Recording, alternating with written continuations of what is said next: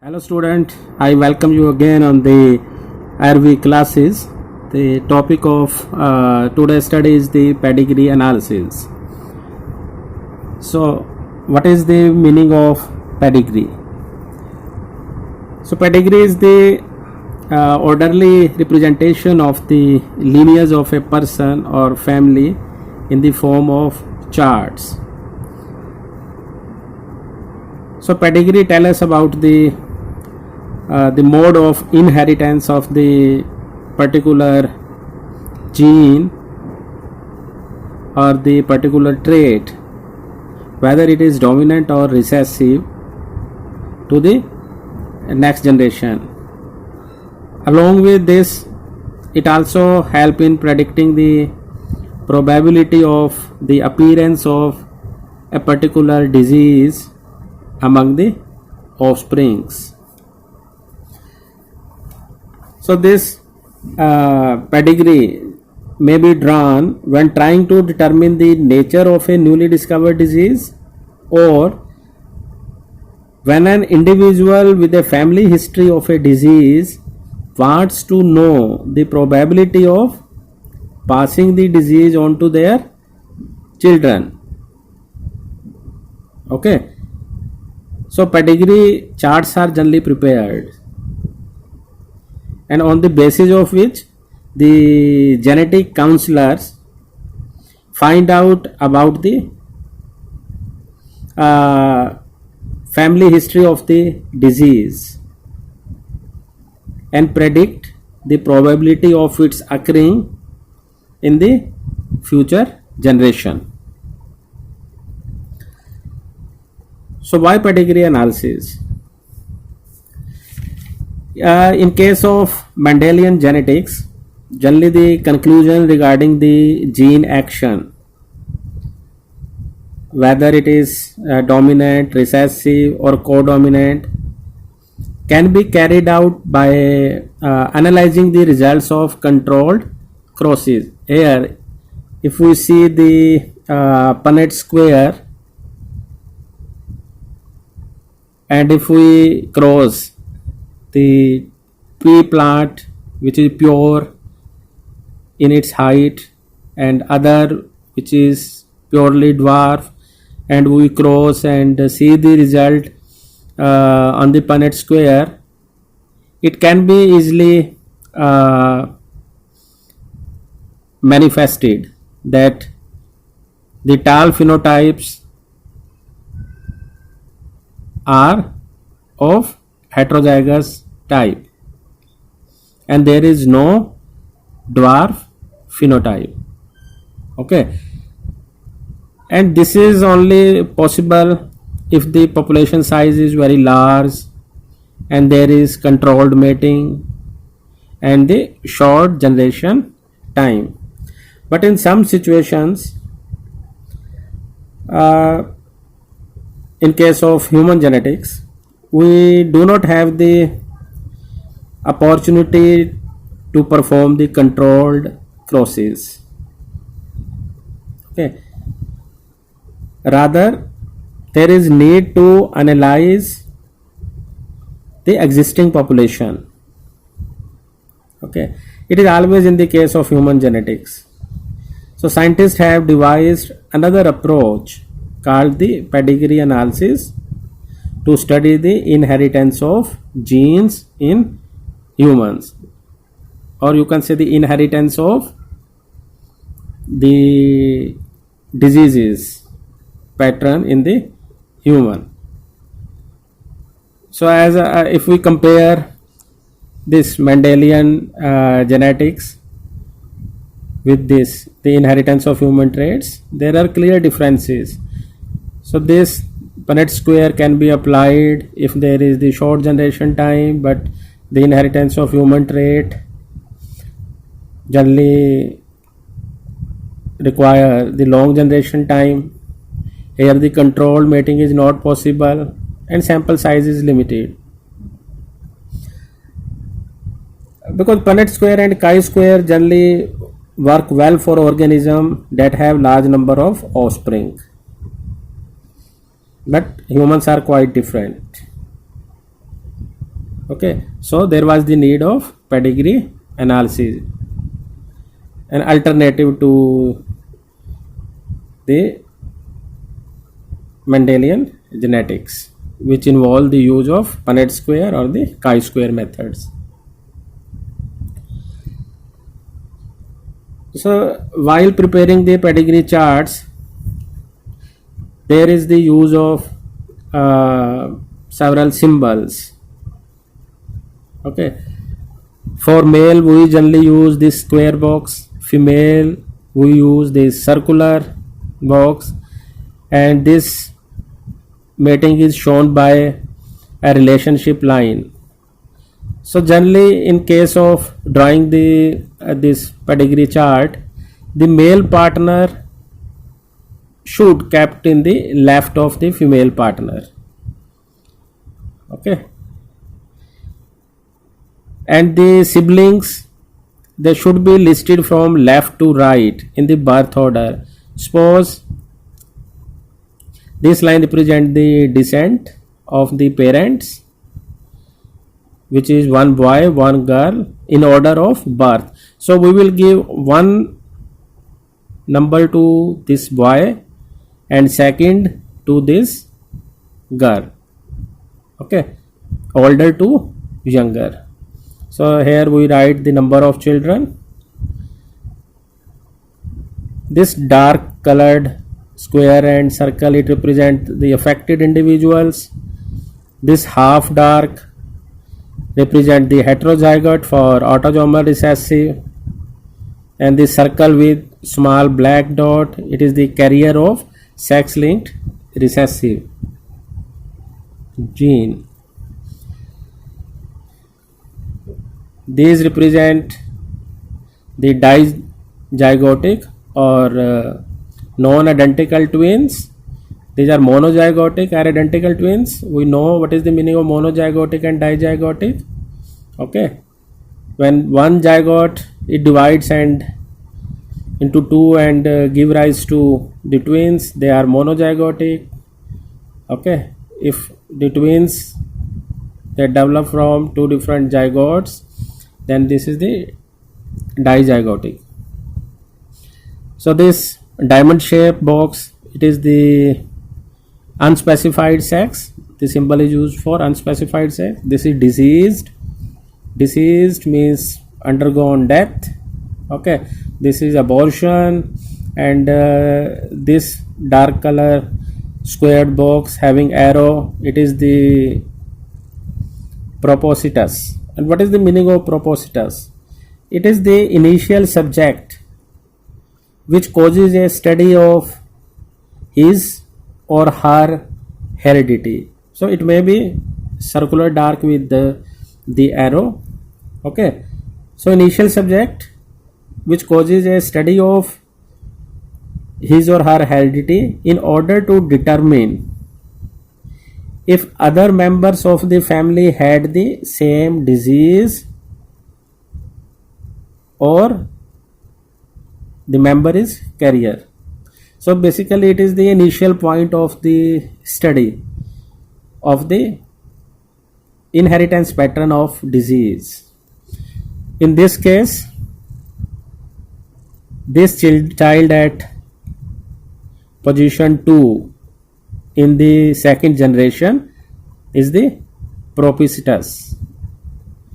It is also known by another name if we see in different books. Okay, that is the proband. And the two parents, male and female, if they are linked by two lines, it represent consanguineous marriage, means marriage between siblings or cousins. Okay, so what kind of inheritance can be studied by using this pedigree analysis? These can be mitochondrial inheritance, it can be autosomal inheritance, or X-linked inheritance. Further, these can be autosomal recessive, autosomal dominant, or X-linked recessive, or X-linked dominant, or the Y linked. Okay. So we know that autosomal means the inheritance via the chromosome number 1 to 22nd, and while sex link means inheritance of gene through X or Y chromosomes.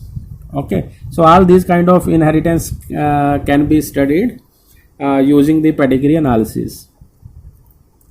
So there are general rules to be followed while predicting a particular type of inheritance pattern. So we start with looking at the mitochondrial inheritance. Okay, so if you are given, so in generally NET exams you are given a chart, pedigree chart, and you have to predict what kind of inheritance is present in the particular chart. So first we have to look for mitochondrial inheritance. So what is the mitochondrial inheritance? In which generally it is only the female which transmit the genotype for a particular phenotype, and male does not contribute anything. Okay, in other words, if we talk about disease, it is the female which transmit disease to all the offspring, whether it is male or female, and male does not transmit the disease. So first we have to see this. Here if we see this pattern, here the parents are there in first generation, male is normal, female is diseased, and it passes the disease to all the progeny member, means male and female equally in second generation. In third generation, if we see, the female is not passing male is not passing disease to next generation, female is passing to all kind of offspring. Here again, here male is not passing. So this is the mitochondrial inheritance you will check. If mitochondrial inheritance is absent, then we have to go to the second step. In second step, we have to look for whether the case is of dominant inheritance or recessive inheritance. So in case of dominant inheritance, one of the parents in all the generation will have the disease, means there is no skipping of the generation, and both affected parent can produce normal offsprings, and parents must be heterozygous. Okay, so here if we see the case, this is the first generation disease, in second generation also disease, in third generation there is also disease. So there is no skipping of the generation for the disease. And second thing,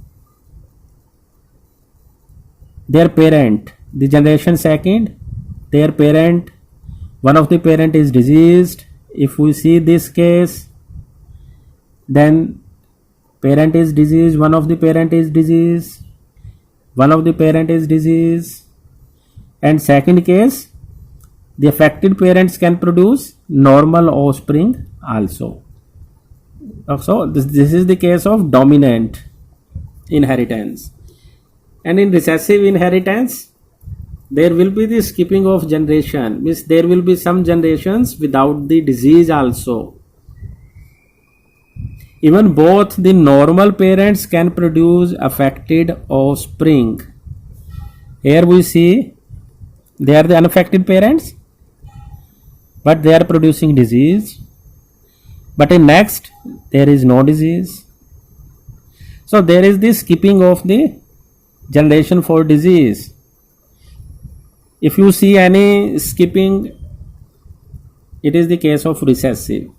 At this stage, we are not able to tell that whether it is X-linked dominant or X-linked recessive, or it is autosomal dominant or autosomal recessive. Simply we checked only whether it is dominant or recessive. Okay, if it is dominant, no skipping of generation, one of the parent must be diseased.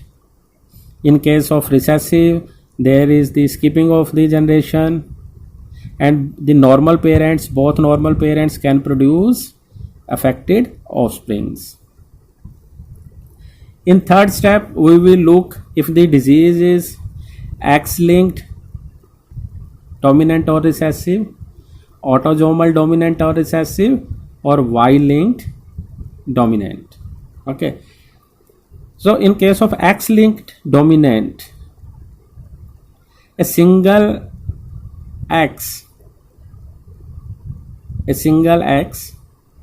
is responsible for producing the disease.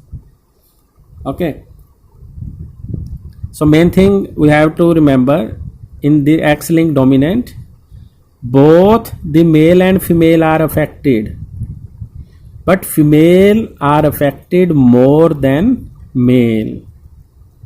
Okay, second, male transmit disease only to the daughters. Okay, male transfer disease only to the daughter, not to son. Okay, and female, if heterozygous, is transmit disease to half of son and half of daughters, and affected son must have an affected mother. Here we see the case. First thing, again there is no skipping of generation, it is dominant. Case of dominant, here more females are affected in generation than male, so it indicates toward the X-linked dominant. Male transmit disease only to female daughters, it also indicates toward the X-linked. And female is producing half son diseased and half daughter disease. So this is the case of X-linked dominant. But if the disease appears in both the sexes with equal frequency, and both sexes transmit the trait to their offspring, then it is autosomal dominant. Again we see this is the autosomal dominant, no skipping of generation, dominant. If we compare this with this, there are equal number of male and female, daughter and son, so this is indicate toward the autosomal dominance. In X-linked dominant, we have seen that the male transmit disease only to daughters, but here male can transmit disease to male also. So both the sexes transmit the trait to their offspring. Okay. Second, we have to see whether it is X-linked recessive or autosomal recessive. In case of X-linked recessive, it shows criss-cross type of inheritance. If we see the case of hemophilia or color blindness, so what is criss-cross? The father passes the disease to the grandson via daughter. So daughter or female act as carrier and remain unaffected. Okay, we have to see this. Second, in X-linked recessive, only males are, if only males are affected, then it is again likely to be X-linked recessive. So here we see the case. If we check it, this is skipping, here there is no disease, so this is the recessive. If it could be dominant, then there must be some diseased offspring, so it is the recessive. So if we see, only the males are affected. If we see all the generation, the males are affected. Female क्यों नहीं है affected? For female to be affected, both the X chromosome must be affected. Okay, here it is affected because here both the X chromosome, they are carrying the gene for recessive allele, so it is affected. Here X is normal, but as we know that the male generally they receive X chromosome from here, so only one X chromosome may cause disease. So it is diseased, it is diseased.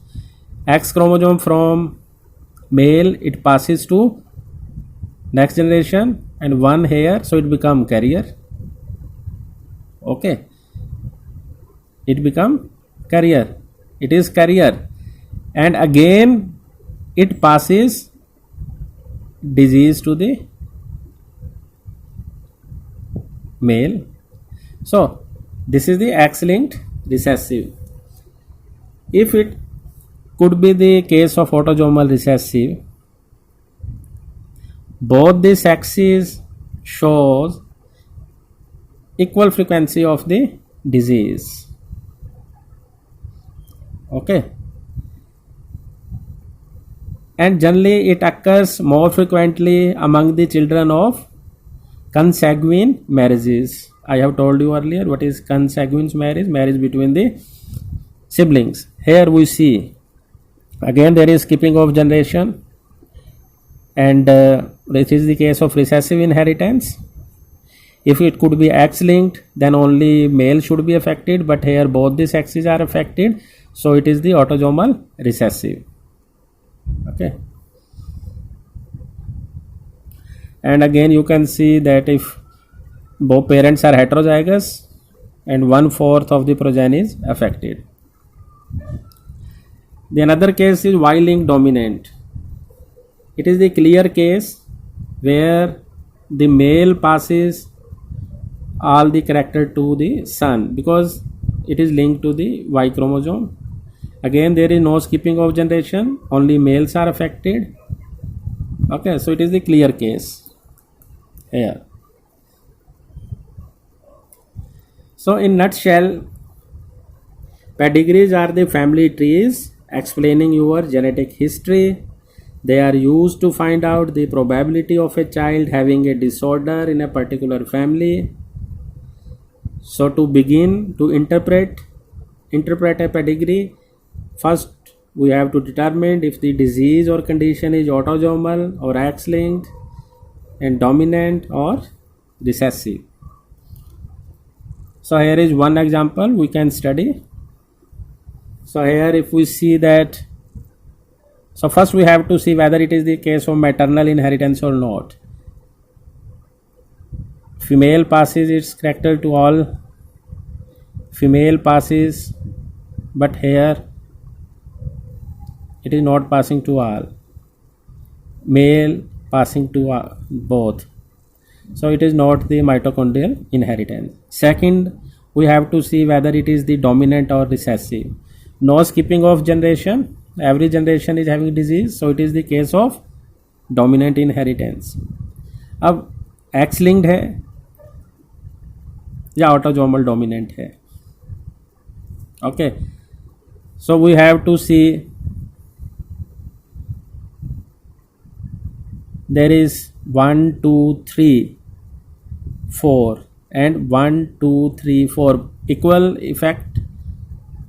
Both these sexes, male and female, they are equally affected. So we have studied it in autosomal dominant case. Okay, so this is the case of autosomal dominant. Other feature you may also studied. Okay, you have to learn all these steps. This is the another example. If we see, so there are options. First you have to check, so there is skipping of the generation, no disease. So it is the recessive. Clear? So these two options, they are abolished. Whether it is X or autosomal, you have to check. If it is X linked, then father is not able to pass its gene to the son. Okay, if it is X linked. So clearly at this stage we can say that it is not X linked recessive, it is the autosomal recessive. So by doing the practice you can learn more and more. So hope you must understand it, you must have understand it clearly. Thank you.